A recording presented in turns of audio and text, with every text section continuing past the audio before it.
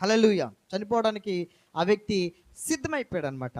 అయితే సిద్ధమైపోయినప్పుడు ఏ స్త్రీ కోసమైతే, అంటే ఒక కుమార్తె కోసమైతే ప్రార్థన చేశాడో, ఆ కుమార్తెకి చనిపోయే ముందు ఒక లెటర్ను రాశాడంట.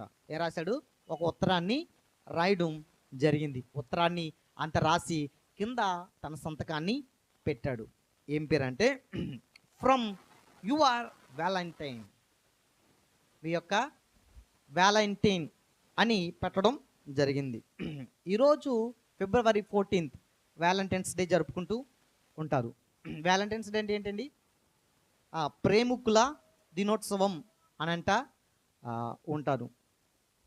అయితే వాస్తవంగా దానిని ఈరోజు పెద్ద పండగ చేస్తున్నారు, కానీ అది చెప్పాలంటే జ్ఞాపకార్థ కూడిక. వ్యాలంటైన్స్ డే అంటే చనిపోయిన ఒక వ్యక్తి, వ్యాలంటైన్ అనే వ్యక్తి చనిపోయిన రోజు. దేవునికి మహిమ.